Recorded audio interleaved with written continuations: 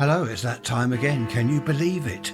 The sun's shining, 8 o'clock in the morning, a bit later starting today, 8 o'clock in the morning, 81% humidity, 1027 millibars, and the temperature, 8 degrees centigrade, not too bad, 46 Fahrenheit, that's not too bad. And the flag, the flag is, wind from the east, beast from the east. We don't like that, do we? Did you like Big Ben? A couple of people recently said, why don't you have Big Ben? Because it's British, it's English and all this stuff. So I thought that's a good idea. We'll have Big Ben for a while. See what people think. Raise Rants at protonmail.com. Hello, Terry. You've asked about making money back in the 60s and 70s. You've said that in the past I've said how easy it was. It was. People used to open shops. But Terry's question is not everyone opened a shop. So how did they make money? What a lot of people did were private jobs, or PJs as we called them. So, for example, a garage mechanic, he works for the garage, he repairs cars. He would do private jobs at home. Friends, neighbours, other people would go to him, can you have a look at my car, it's not running properly. He'd sort it out, charge them, and that was a PJ, a private job.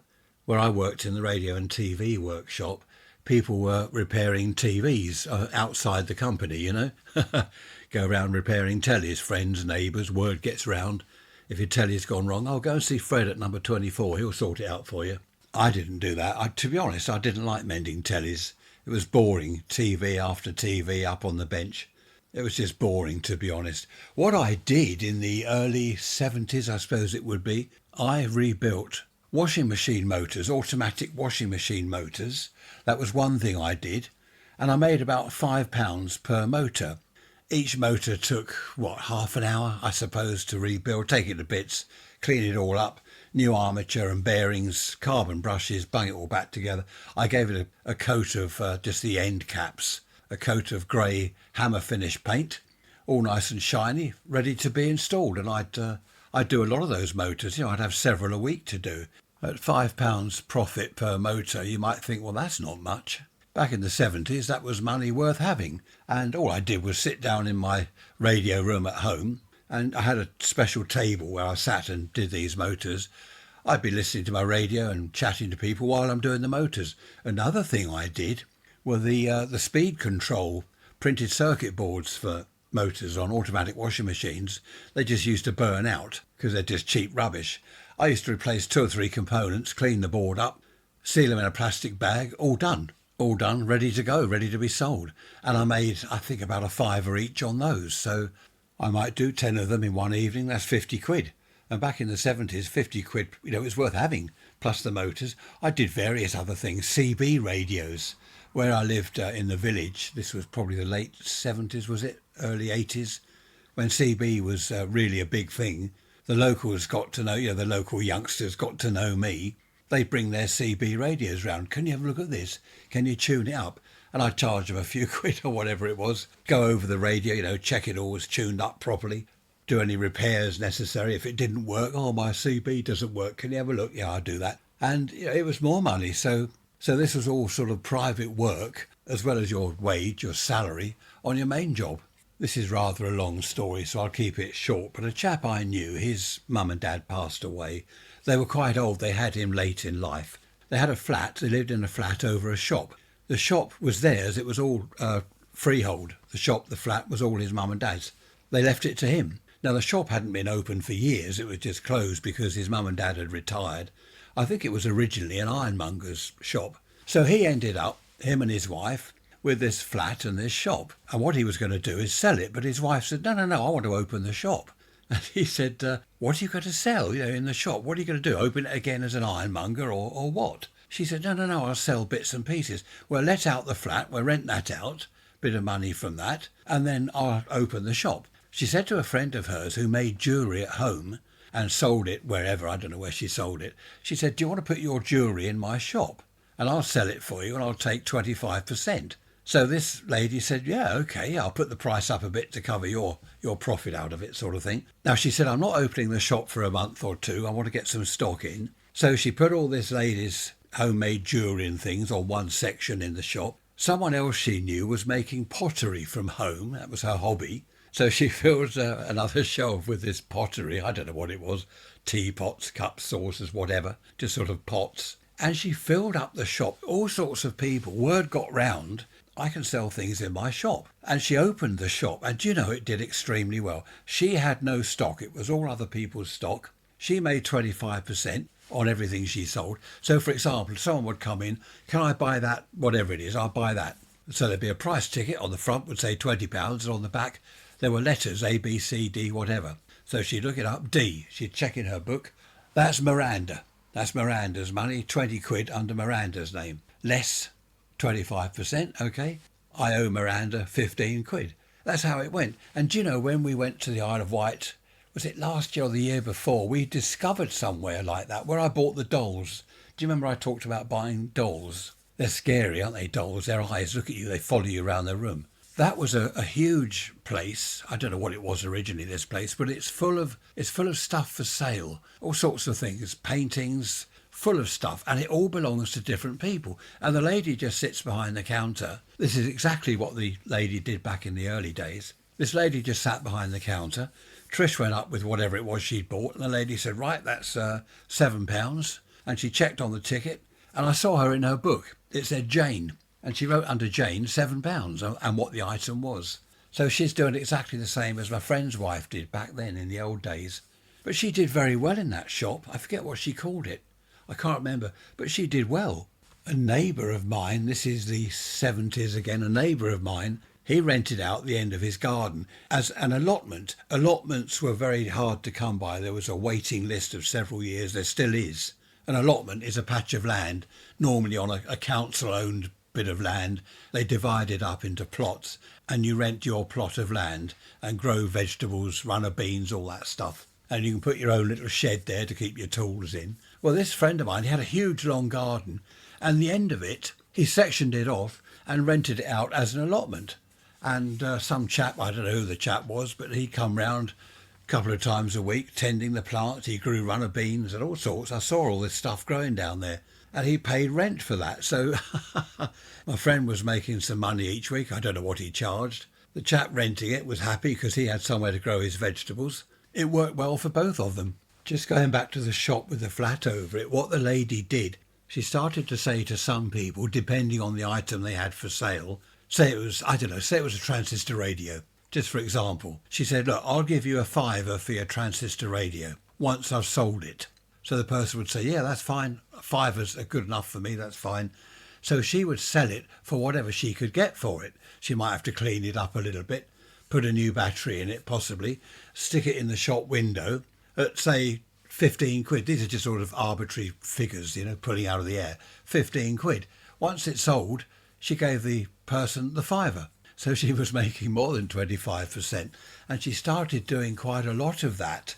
People would take stuff into the shop. Can you sell this for me? And she'd look at it. Yeah, okay, I'll give you 10 quid for it, all right? And I'm going to sell it for whatever I can get. I'll give you your 10 quid once I've sold it. And that worked extremely well. She was making a lot of money in the end. I remember my friend telling me, he said, she's earning more than me and I go out to work full time. And of course, she didn't need any money. She didn't have to buy stock. She didn't have to lay out cash to make cash. She only paid people once she'd sold the items. So it was an amazing way to make money, actually. All the stock in her shop didn't cost her a penny. All she had to do was sell it and pocket the profit. Of course, the glaring secret of her success was she didn't have to pay rent on the shop. Had she had to pay rent, had she had a landlord, all the profit would have gone to him. Waste of time, waste of money. I remember in the 60s people saying, if you want to make money, buy a shop. Doesn't matter what you sell in it, buy the shop. Because later on, you'll be able to rent that shop out to a business and rake in the money every week. Or, of course, if you are opening it as a shop yourself, your own business, then you can pay the mortgage or whatever it was you had. If you couldn't buy the shop for cash, obviously a lot of people couldn't, they get a mortgage on the shop or a bank loan, whatever it was for shops back then, and then your profit would go to pay that. Unlike paying a landlord his rent, you're paying to buy your own premises, which was brilliant, of course. I remember people saying in the 60s, especially the 60s, nation of shopkeepers, buy a shop. If you want to invest, buy a shop. If you want somewhere to live, buy a shop with a flat over the top. Don't rent the flat out. You live there. You've got your shop below to make money. I don't know whether that could be done these days. Everything is so expensive now. Shops have changed. People don't repair things. I mean, I couldn't repair washing machine motors, for example. Not that I want to. People don't have things repaired anymore. It's all throwaway, isn't it? Moving on, we've got Christmas coming up. I can say that now because you will be listening to this on the 1st of December, or the 2nd, 3rd, 7th, 15th, whenever you happen to listen to the episode. Anyway, 1st of December, Sunday. So I can mention the C word now, Christmas. And that brings me on to another money-making little, I was going to say scam that this chap had. A neighbour of mine, well, he was a neighbour of a friend actually, years ago. When you bought Christmas trees, they had their roots on. This is before they chopped them off. I don't know what happened to make the sellers chop all the roots off, because what people would do, they buy a Christmas tree, have it in their lounge, water the roots, they put it in a bucket of soil or something, water the roots, and then plant it in the garden. And that was lovely because they could then use it next year. Now, not everyone wanted to plant them in the garden. They wanted to throw them out. So what this chap did, he collected them. He had a big garden. He collected them. You know what I'm going to say, don't you? He took them all home and planted them down the end of his garden. And he'd look after them for a year. They'd be watered. They'd be in the sunshine. They'd grow a little bit. Come the following Christmas, he'd sell them. Very often to the same people who had thrown theirs out. Now, he got rid of all little bits of tinsel on them as the giveaway, you know. If you buy a new Christmas tree that's just been dug up and it's got tinsel on it, you're going to think, hang on a minute, this has already seen one Christmas. What's going on here? But he sold them. So he got them for nothing. Okay, he had to do the work. He had to dig a hole and plant them, water them, make sure they're okay. I mean, there's not much looking after, is there, really, with what they used to be spruced. Was it Norwegian spruce or something? I think there's something different now. They've changed to, I don't know what it is, something else. Norwegian blue, that's it, pining for the fields. Do you remember the parrot sketch, Monty Python? Anyway, I mustn't digress. So this chap did quite well with this. He had quite a few trees down the garden. It was a neighbour of a friend of mine. I did see from my friend's garden, I could see the trees in the garden next door. And he had, I don't know, 15, 20 trees. I don't know what sort of profit he made. Well, it was all profit. I don't know what he sold them for. How much were Christmas trees back in the 60s, the 70s? I don't know, 17 and 6? I've no idea. When do you put your Christmas tree up and your decorations, or don't you bother? I know quite a few people these days, elderly people that is, they don't bother. They're on their own at home, or it's just the two of them, and they don't bother with it all. Perhaps just put up their cards and a little tree, perhaps a foot tall, you know, a little pretend sort of tree, stick that on the mantelpiece. We always make a real effort because we have all the family round on Boxing Day. So we have the Christmas tree, the lights and all the decorations and all the trimmings and all the stuff. It's all good fun, isn't it? I must say I'm really pleased when it's all over each year because then we look forward to the spring. But we do make an effort. Christmas Day, it's just the two of us. We have our dinner in the dining room with the coal fire going, roaring away in the grate. And very often we've had to open the patio doors on the dining room because it's so hot. You get a lovely mild day, the sun's shining, and we've got the coal fire roaring away. And we're getting too hot, so we have to open the door. Now, the next question is, when do you put your tree up or your decorations? Daughter number 1 puts her tree up in November. Now, I think that's too early. The whole family say, oh, look, November is far too early. It is too early. We'll do the tree and the decorations a week before Christmas Day, the weekend before, normally, depending on how the days fall. We do it at the weekend before and then take them down after the 12 days. It's the 12 days of Christmas, isn't it? I bet you're thinking, I wish you'd shut up about Christmas. Already on the radio and the telly, so many shopping days to Christmas. Oh dear. Every year it's the same. And the radio, the same music every year. There's the, what is it? So this is Christmas, that one. And what else is it? It's Christmas. That's Noddy Holder, isn't it? Stone the Crows. He comes on the radio shouting every year. Saw him on the telly the other day. He was chatting about something or other. He looks all right. He's still going on. I don't know whether he's still singing. But it's the same music every year. I don't mind things like Silent Night. That's rather nice. But all these old pop songs, these records from decades ago, it's about time we had something new. What's that that comes to mind? Change the record, for goodness sake. Going back to the old days again, as is my wont. We used to have the radio on Christmas morning Then in the afternoon it was TV, of course, but we'd have programmes on in the morning. That was good. They'd play Christmas music, and it was, I don't know, it was better than it is these days. They did play sort of pop music as well, I think, on the light, well, a little bit of the light programme. But it wasn't, I don't know. I'm not going to get into radio because I'll be rambling on for the next 3 hours. It was the BBC light programme back in the old days, then that became Radio 2. Radio 1 didn't exist then. That's why we listened to the pirate stations. Even the pirate stations, Caroline, Radio London, all that lot, they played Christmas music. It was great. They really got into the spirit of Christmas on the ships out there in the North Sea. That was good to listen to. Wonderful Radio London, news around the clock. Broadcasting, it is almost certain that the Marine Offences Bill designed to stop offshore radio will come into force tomorrow. As a result, Radio London will be closing down at 3 o'clock this afternoon. Unhappy days, that was unhappy days. People used to love the pirates. You'd walk past a local garage or go into a local shop. They're all listening to London or Caroline or many of the other stations that were around then on ships out in the North Sea. Anyway, there we are. No good looking back at that. We've now got commercial radio, that's what they call it. You tune into one station and you think that's rubbish. You tune into another station and you think, hang on, is that the same station? Try another one.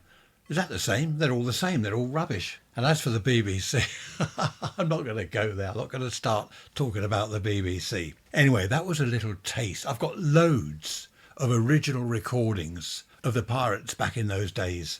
Wouldn't it be good to put that out, get a little transmitter and stick it out on Christmas Day all day long? I mean, who would do that? What sort of person would do that? Good grief. Stone the crows, that's against the law, isn't it? I wouldn't want to incite against the law in this, would I? I don't know whether I told you at the beginning of this episode. It's Friday today, is it? Yes, it is. Look at that blue sky. Wonderful. Still got a wind from the east. Trisha's round the cake shop. She's running the cake shop all day today.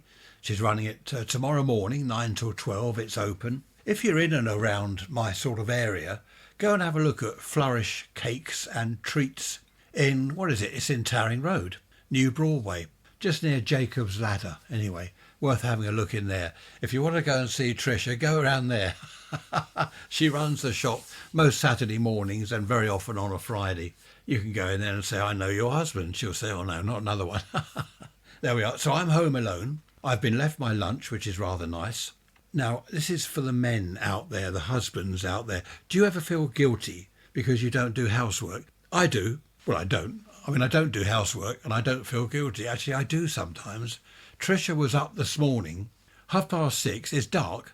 She's out in the garden, 6:30. It's frosty, and she's hanging out the washing that she had already put into the washing machine earlier. It's all done. She got it out of the machine, hung it up on the line in the garden. It's all done. Then she came in and made breakfast. And there's me sort of, I don't know, I'm feeling guilty. I said I should have hung the washing out. No, I'd probably get the towels upside down and inside out, so that wouldn't do. She has said many a times, you can help by keeping out of the way and not helping. That is a great help to me if you keep out of the way and don't help. So I am helping, aren't I, by keeping out of the way.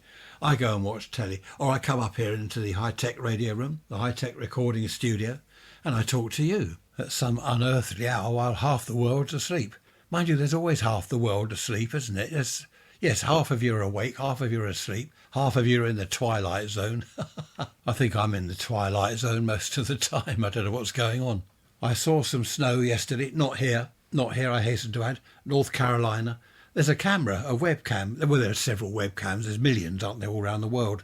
And there's one, I don't know where it is in North Carolina, but it's a street view, and it was snowing, which was lovely.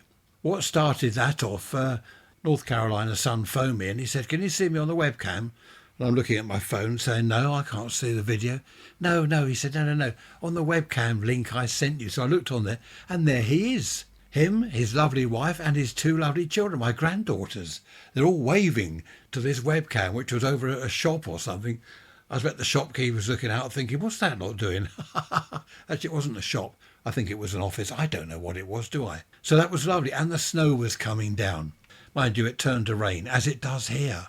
It starts snowing and people think, oh, look at this. The kids love it. They're all getting ready with their Wellington boots to go out, and then it rains, and that's the end of that. And now the dustmen are coming up the street. I know kids love snow, but do you remember the summer of 62? No, not the summer, winter of 62, 63. How can you have a summer of 62, 63? You can't, can you? That would be nice, though. Summer all year round. Actually, that wouldn't be nice. I like the 4 seasons. They are beginning to blend into one a little bit, but I do like the 4 separate seasons. The winter of 62, 63, I was 12 years old, I think, ish, and I loved it for the first week or so, but it went on week after week after week, and even I, as a 12-year-old kid, I got fed up with it.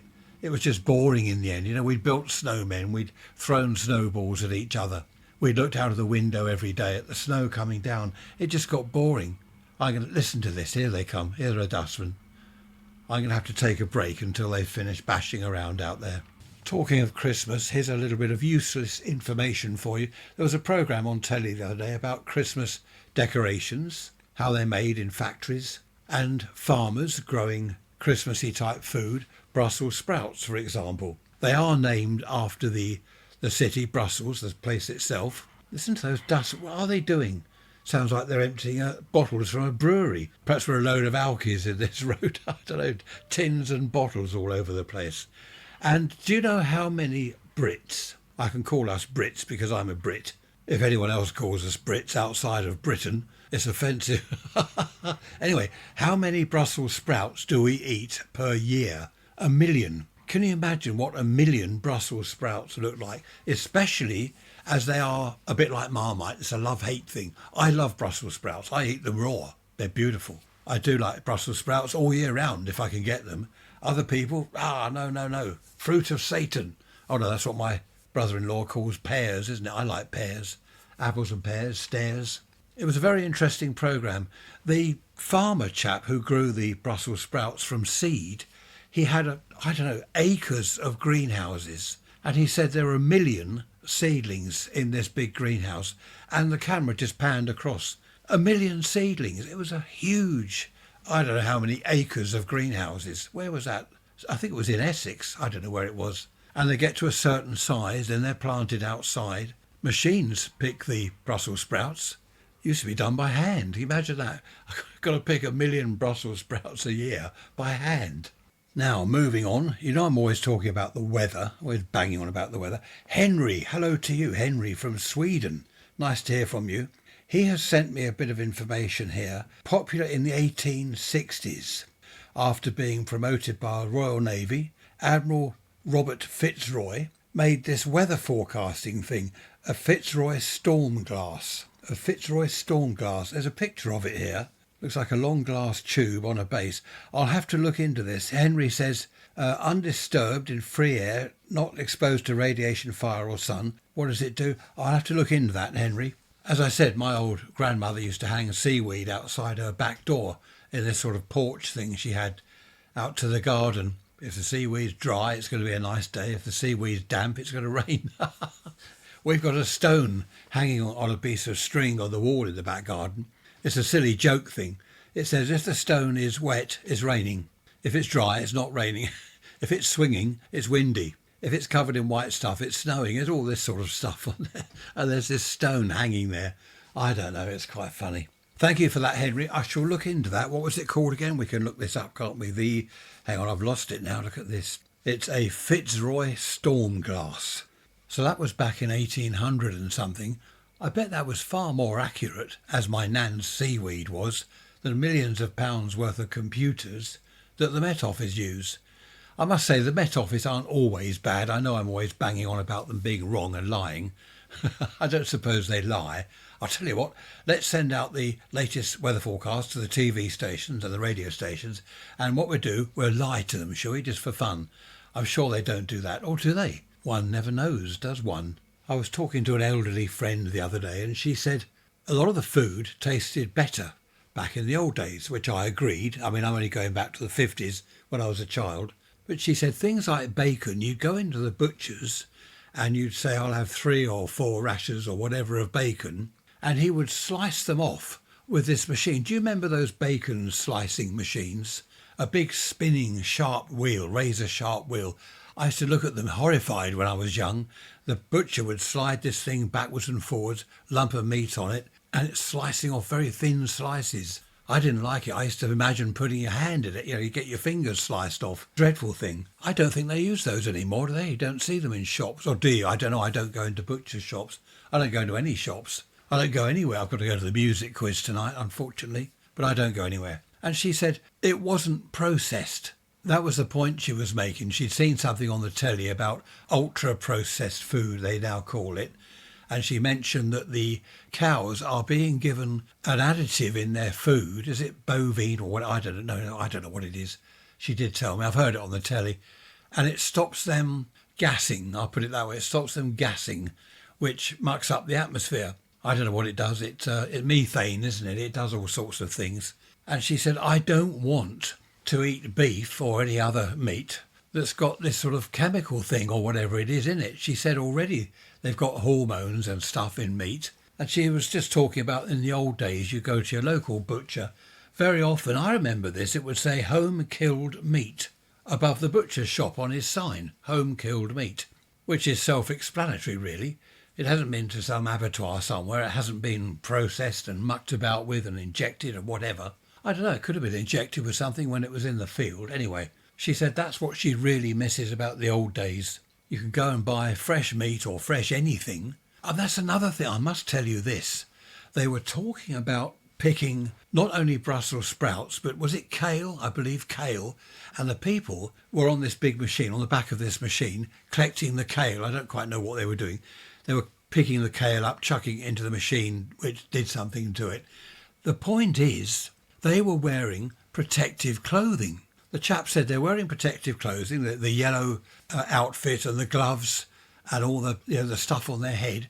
He said that is because of the fertiliser and the pesticides. And I'm sitting there watching the telly thinking, hang on a minute, I like kale. I love kale. I love all that sort of thing, all the cabbage, the greens. If they have to wear protective clothing to pick it, to handle it, I've got to eat it. I mean, hang on a minute, what's going on here? Why do they need protective clothing? To protect themselves against fertiliser and pesticides. Well, I'm eating the fertiliser and the pesticides, aren't I? That really did get me thinking. I don't like the idea of that. Protective clothing to pick kale that I'm going to eat. I don't like the idea of that at all. People are saying more and more online, various places online, these platforms as they're called, they're saying more and more, buy locally, buy from your local greengrocer, because he would have bought the stuff in locally. Mind you, they could still be covered in pesticide and stuff, I suppose. Buy meat locally, go to your local butcher and things like that.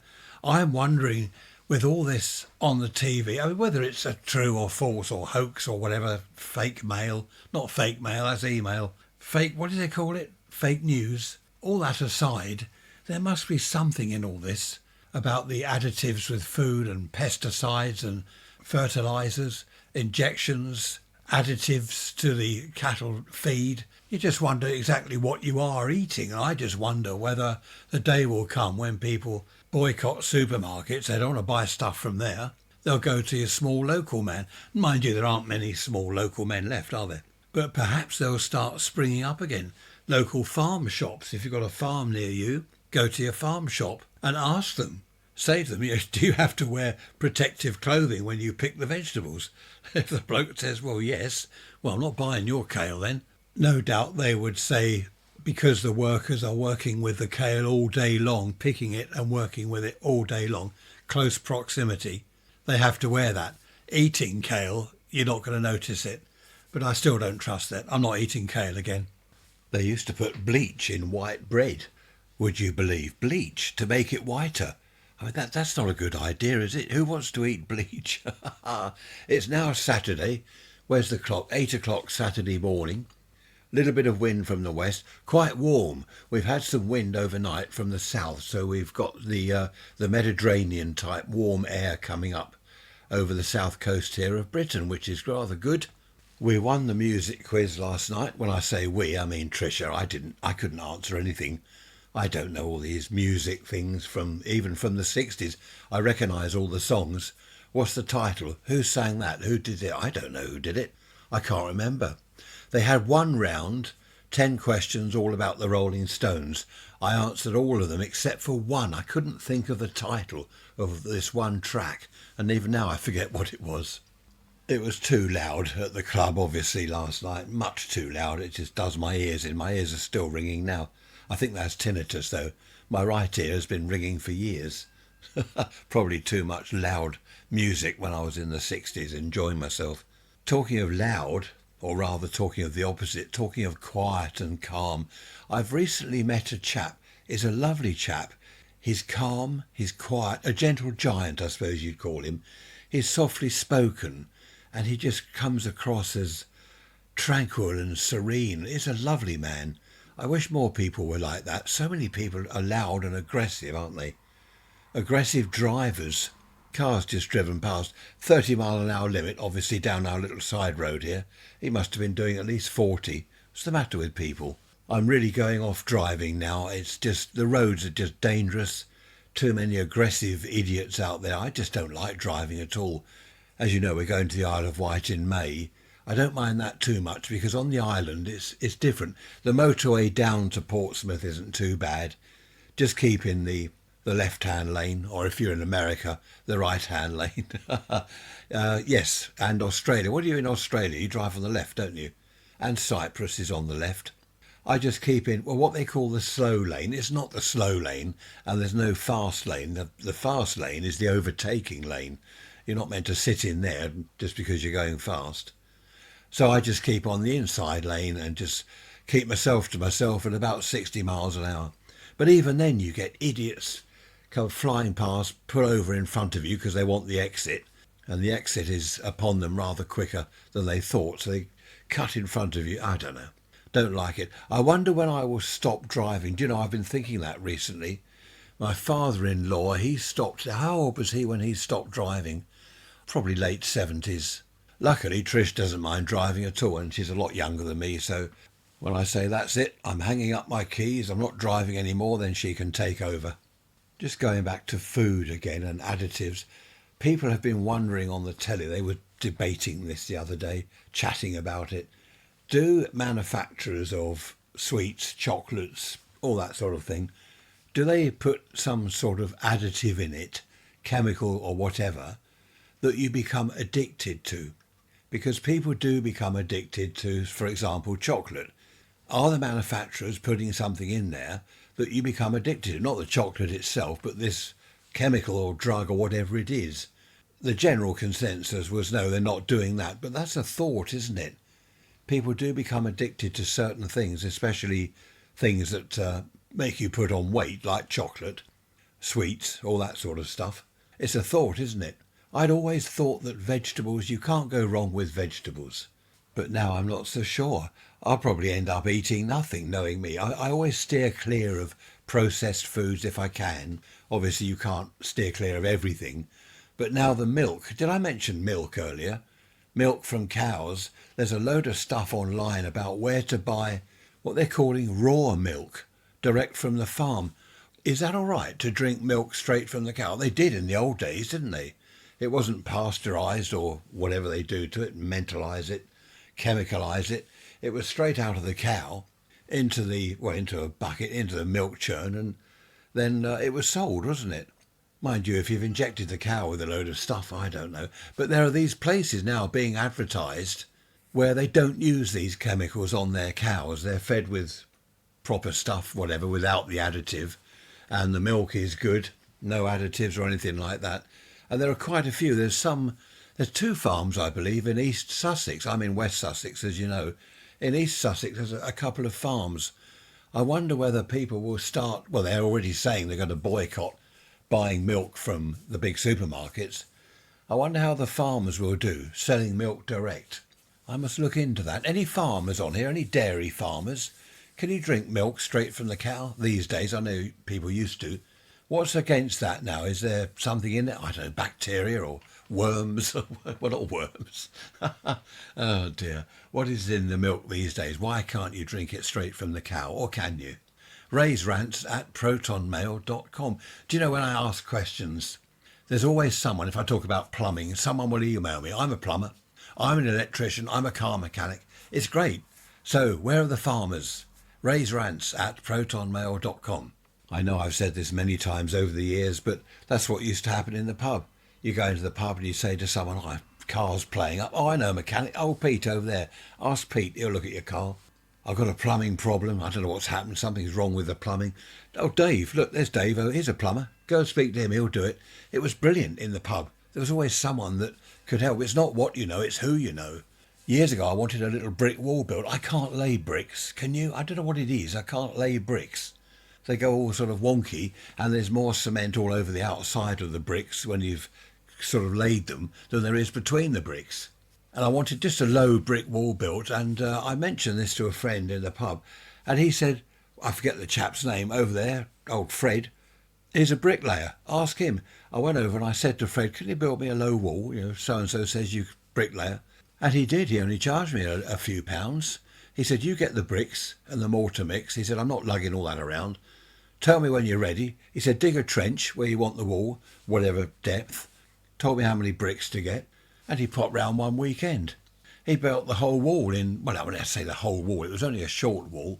He built it in a few hours and it was lovely. It looked really professional. Had an email from Charlie the other day. Hello, Charlie. He says all these water bills going up, the water meters that we have to have these days. He said, do you remember back in the 50s, didn't have water meters, you could use as much water as you like. I do remember that. I don't think we had hose pipe bans back then, Charlie, did we? I'm not sure. But anyway, what he's done, I was talking the other day, and this is what prompted him to email me. I was talking the other day, wasn't I, about collecting rainwater and using it not just for plants, but tip it into your toilet cistern. And what he's done, what Charlie's done, is exactly what I've always wanted to do. He's got a big storage tank in the garden with a pump, electric pump, takes water up to the upstairs bathroom, and it fills the toilet cistern. He's arranged it so when you flush the toilet, you know, the ball cock thing goes down, and that switches the pump on, which, oh, it's amazing. It's amazing to do that. So it's actually using rainwater to flush the toilet, which it should be anyway. I've often thought it mad that you're using clean drinking water just to chuck down the toilet. It does seem a bit of a waste when there's plenty of rain around. Well, in certain countries anyway. In Britain, don't know about other countries, it's always raining here, always raining. Let's move on now. Loads of emails all about one subject. Can you guess what it is? Gary the tortoise. Of course it is. Young Gary. He's still awake. He hasn't gone into hibernation as yet. He hasn't eaten now for, is it a week? 2 weeks coming up. He's eaten nothing at all. I think it's 2 weeks. He's getting slower and slower. We're turning his heat down in his house where he lives, turning the heat down a little bit each day. And it won't be long, he'll go into hibernation. He's already trying to bury himself in the substrate we've got. Lovely to have loads of emails all about Gary. How's Gary the tortoise? Is he hibernating yet? What's he doing? Have you weighed him? Is he still eating? It's great. Thank you for all the emails. Gary, I must tell Gary that he's famous. He'd love that. Sally, hello to you. Nice to hear from you. You've asked whether we had foxes, sort of urban foxes, back in the 50s and 60s. I don't remember seeing foxes in the street. I don't ever remember seeing one. Probably because we had woods all around us, loads of trees, forests and woods and land. Where they lived, they didn't come into the towns as they do these days. So to answer your question, Sally, no, I don't remember seeing foxes. Loads of hedgehogs back then, loads of hedgehogs. Oh, and tortoises. It wasn't at all uncommon to see a tortoise wandering along the road outside your house. Lots of people had tortoises back then. They used to escape from people's gardens. Obviously, people didn't look after them properly. There's no way our Gary can escape. He's got the run of most of the garden, not near the pond. We've fenced that bit off. But he's got the run of the whole garden. He can't escape and get run over in the road. But foxes, no foxes. Hedgehogs, lots of hedgehogs. Of course, they're in decline now, aren't they, hedgehogs? They're disappearing, which is a shame. I don't think we even had seagulls attacking people as they do these days. I don't remember that. That's a fairly, recent, I don't know, last, 20 years or so. Seagulls, you can't walk along the seafront eating a bag of chips. You'll get attacked by the seagulls. Mind you shouldn't be walking along the seafront eating a bag of chips anyway, it's common. Would I do that? I used to. Yeah, when I was young, I used to go downtown, go into the chip shop, tanner's worth of chips in newspaper, then go and walk down the seafront with a few friends. We'd be munching our chips. I don't remember being attacked by seagulls at all. Whereas now, you just daren't do it. You don't eat food down on the sea, well, anywhere really in town. They'll swoop down and take whatever it is you're eating. I rarely went into town when I was young. Same now, I don't go into town unless I have to. But on the odd occasion, if I was with a couple of friends, we'd buy some chips and then walk along the seafront. I didn't like the sea, as you know. I'm always telling you that, aren't I? I like the woods, not the beach. Who remembers the tar? I've mentioned this before, haven't I? I had a load of emails about that, about the tar on the beach, on the stones or all over the sand, when the ships in the English Channel used to wash out their oil tanks with seawater. You get a load of this crude oil stuff up on the beach and it would sort of solidify and turn into tar. I remember a chap used to collect it. He said it's useful for things, bitumen. I remember him down the beach with a sort of bucket thing and whatever he had, a scraper to scrape it off stones, and he put it in this bucket. It used to ruin your clothes if ever you go down the beach. I remember going with my grandparents down to the beach and they'd say, be careful where you sit. We'd have to look around because there's tar everywhere. Of course, it killed the birds. I think that's all but stopped now. You do get one or two ships that clean out their tanks, but washing out the tanks with seawater, that's an odd thing to do because then you've got seawater in there and you can't put oil in. I don't know what they do. Unless they put the oil in and the water floats to the top and they pump that off. No idea. So it's not what you know, it's who you know. Any oil tanker captains out there, anyone that pilots or drives, what do you do? Do you drive a ship or pilot it? I don't know. Any oil tanker captains, let me know what you do with your tanks when they're empty. Raise rants at protonmail.com. I remember a chap when I first went to work in my teens, he said, if you don't know something, ask people. He says, don't be afraid to ask. That's always stuck in my mind. Because some people pretend they know everything, don't they? Idiots they are. They pretend they know everything.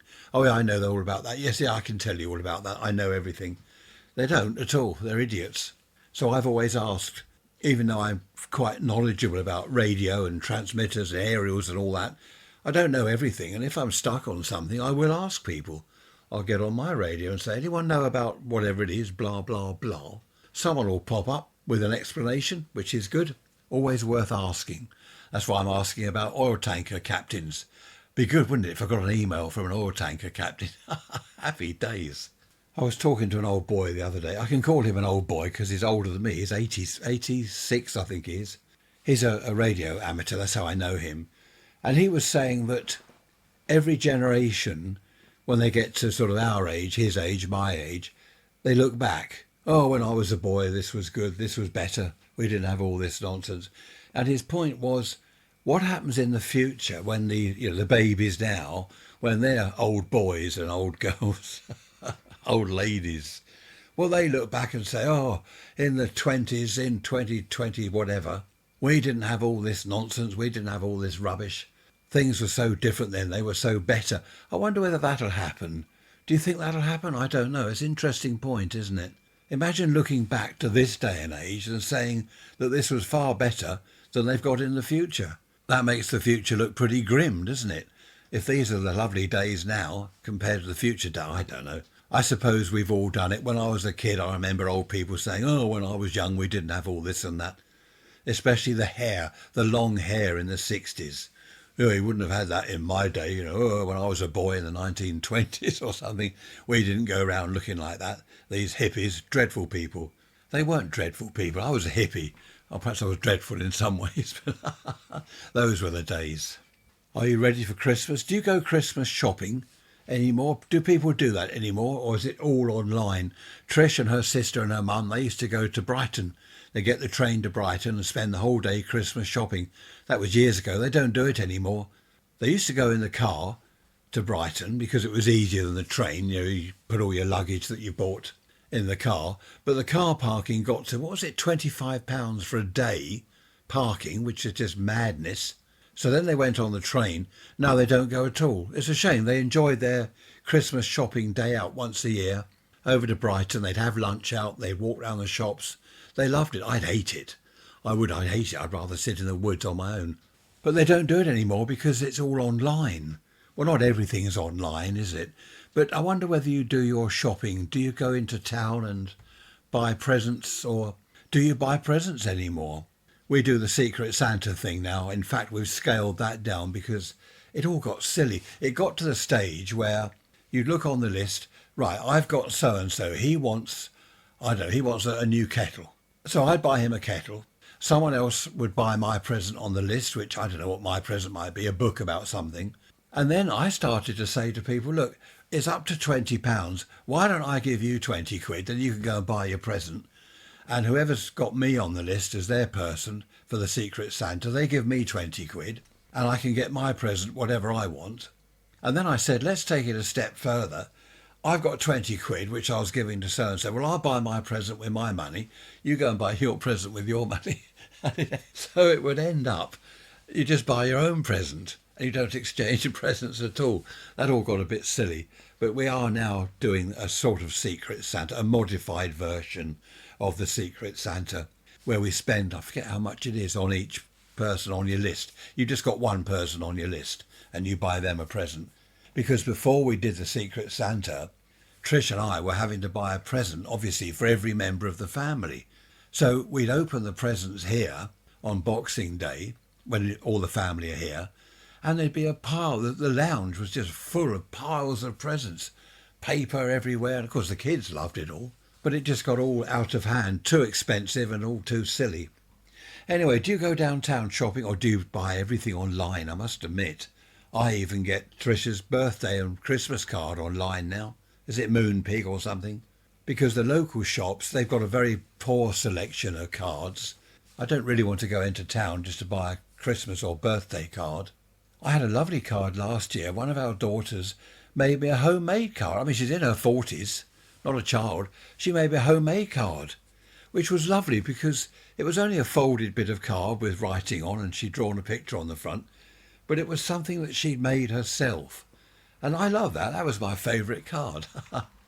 Perhaps we should do that, make our own cards. That would be interesting, wouldn't it? Now, there's something kids of today don't have that we used to have. Making our own Christmas cards, cutting up bits of card and folding them. We'd have our coloured pencils and crayons, draw pictures of Christmas trees and Santa Claus and all that. And we made our own decorations. Who remembers the paper chains? I know I bang on about this every year, but it was good fun. Christmas is coming. You're sitting in your bedroom, licking the paper chain thing, gluing them together and making a long chain.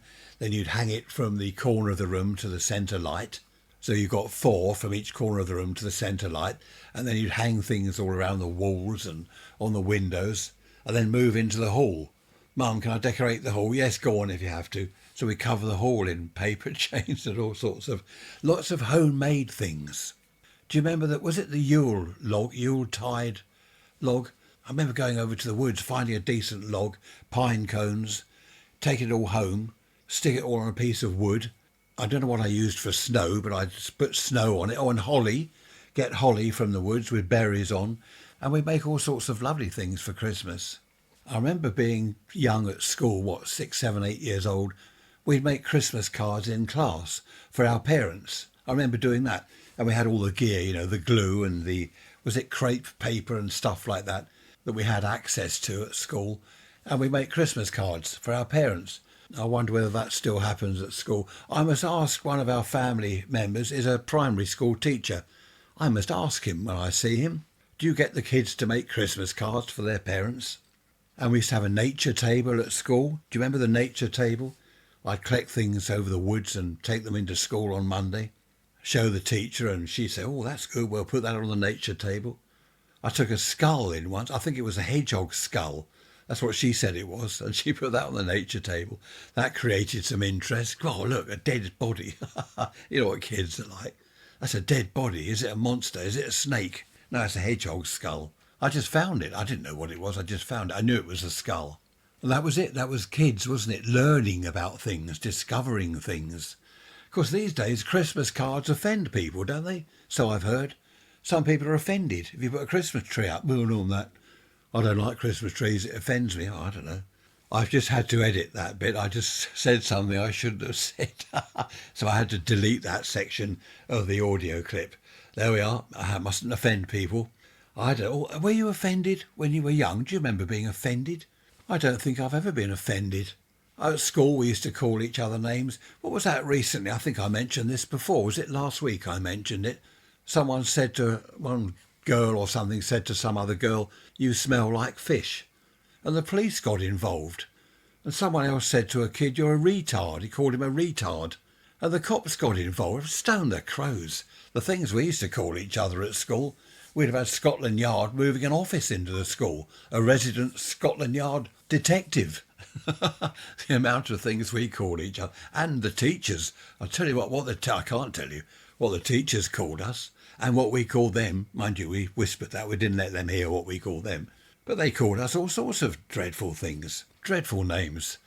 We'd have had the cops, well, as I say, we'd have had a resident cop in the school arresting people. I think half the kids in the school would be down the cop shop. You called him this, you called him that. Yeah, but he called me that and she said this and that. Can you imagine half the kids down the local police station all been arrested? Sometimes I think about the future and to be honest, it's a little bit frightening, isn't it? You're not sure what's going to happen in the future. If you sort of mention something in the street that you call, I don't know, I think the Prime Minister's an idiot, you never know who's listening. It's going to end up like that if we're not careful. And of course, anyway, let's not go into that. Everyone's got their own thoughts about that sort of thing. We'll leave that one there, shall we? So what are your plans for Christmas? Do you like going away for Christmas? We've done that once or twice. We went to a hotel, didn't stay overnight. We just had Christmas dinner, all the family, at a hotel, and no one liked it. I don't think any of us liked it at all. It was awful. Daughter number two. We got about 100 daughters. Not really. Daughter number 2 is going to, where's she going? Thailand somewhere with her hubby and the kids. They're going there. Oh yes, so we're having a Boxing Day for them on the 14th of December. So we're all coming here for a Boxing Day on the 14th. Then they can head off to Thailand for Christmas. Then on Boxing Day, the 26th of December, the real Boxing Day, we'll have all the family round except for them. No doubt there will be video calls and all this stuff going on, which is good. Didn't have that in the old days, of course. You'd have to phone Auntie Gladys in Australia. It cost you £5 a minute. "Hello Gladys, happy Christmas." "Oh, thank you, bye." Click, that's it. Can't afford any more than that. Whereas these days, video things. Of course, I've got the North Carolina son, his wife and their 2 lovely daughters, our granddaughters over there in North Carolina. We shall have a video call and show each other Christmas trees and all this sort of stuff. Do you remember a white Christmas? Do you know, I cannot remember a white Christmas. I've never known it to snow on Christmas Day. And if it has, well, I've forgotten about it. Every year they say, people take bets on it. It's going to snow. Going to snow on the 25th of December. People go down to the bookies and put money on it. Oh, I wouldn't do that. I don't gamble at all. I think it's a waste of money. But every year they have bets on it, and it never does snow on Christmas Day. I forget the criteria. It's got to snow a certain amount of time at a certain depth or something. I don't know. Total waste of money betting on something like that. Well, betting on anything, to be honest. What was your best Christmas present ever when you were a child? Do you remember? I remember what mine was. It was a transistor radio, a Perdio transistor radio, long wave, medium wave. And I remember tuning around on that. I opened the present. I switched it on. Oh, wow. I tuned around on that. How old was I then? 12? No, 14? I don't know. I can't remember. Also, my record player. How old was I when I had the record player for Christmas? And a few records with it, a few 45s. That was fantastic. I think the transistor radio was my favourite ever present because I could tune around on that. And being into radio anyway, especially at night, you could get the foreign stations coming in. It was amazing listening to stations all around Europe, you know. And I remember AFN, it said on the dial. I said to my dad, "What's AFN?" "You don't want to listen to that." I said, "But what is it?" "American Forces Network. Don't listen to that." Of course, I got interested then. Why don't I want to listen to that? And I thought, well, why can't I listen to that? I never did understand that. Anyway, what was your favourite Christmas present when you were a child, out of all the presents of all the years you had in your childhood? Raise Rants at protonmail.com. So mine was the transistor radio and the record player another year. But the transistor radio was just amazing because by my bed, I had an old valve radio, you know, an old tube radio. And it used to crackle and pop and it wasn't very good. It was on its last legs, I think. So then I had the transistor radio by the bed. Oh, fantastic. And of course the pirate station. Yes, I listened to the pirate stations. Now they were early 60s. So I was, 10 in 61. So yes, I had the transistor radio around the early 60s. And of course in the Christmas stocking on the end of the bed, which was a pillowcase, there was always a tangerine, some nuts, Brazil nut and whatever, walnuts. And was there a piece of chocolate, a chocolate bar? I can't remember.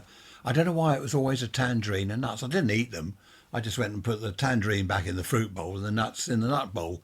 And I remember Christmas when I was 8 years old, my nan there, my old grandmother, she came down to stay with us and she gave me a glass of port and lemon. I've told you this before, haven't I?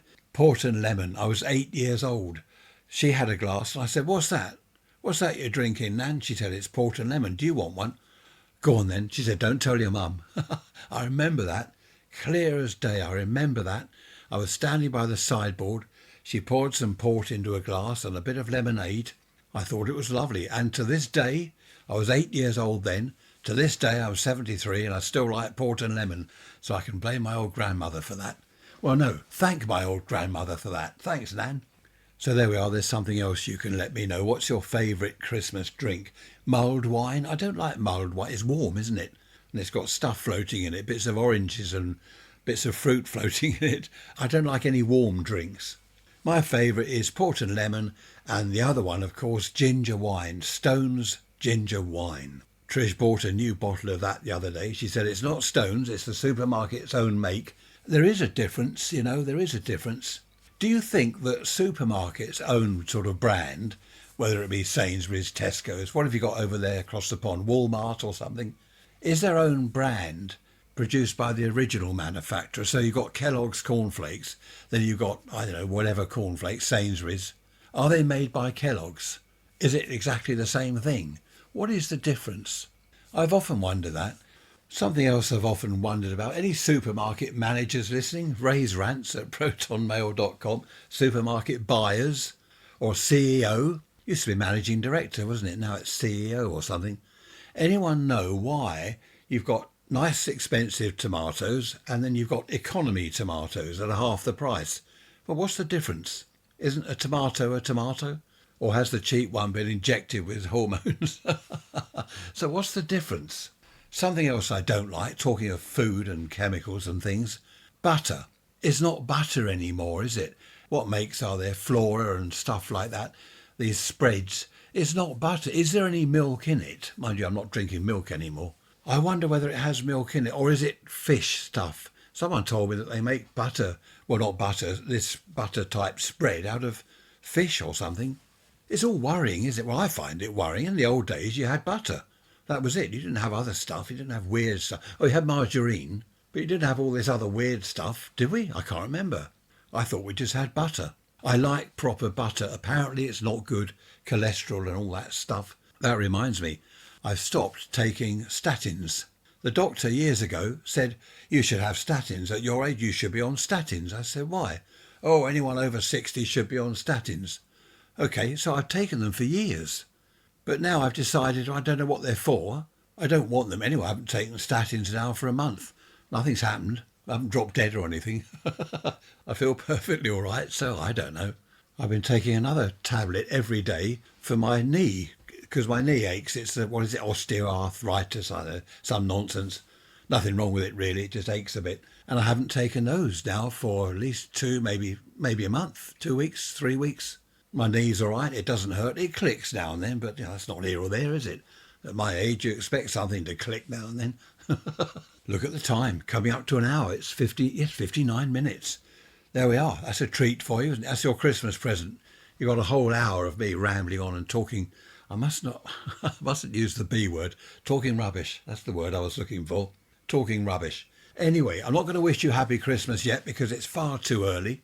As I said before, this is the 1st of December. You'll be listening to this. Then we've got New Year's Eve. What are your plans for New Year's Eve? That's another one. Now I'm going to get too many emails, aren't I? Oh, go on then. Raise rants at protonmail.com. What are your plans for New Year's Eve? My plan is to be in bed by 7 o'clock with a cup of tea and a jam sandwich, watching Poirot or Midsummer Murders on the telly. No, I wouldn't go to bed at 7 on New Year's Eve. Stone the crows. I won't go to bed till at least, 8:30, 9 o'clock. Now, listen, behave yourselves. Be good. If you're bad, don't get caught, or don't be bad in the first place, which is no fun, of course. Are you looking forward to Christmas? I am looking forward to Christmas. I'm looking forward to Trish and our Christmas dinner, just the two of us on our own. That'd be lovely by the coal fire. Boxing Day, mayhem, everyone round here. The place blitzed with kids and music and laughter. Excellent. Then New Year's Eve, and then January, and the spring's on its way. Thanks for listening. I've enjoyed your company. I hope you enjoyed mine. I shall see you on Wednesday with the midweek message. Take care. Bye-bye for now.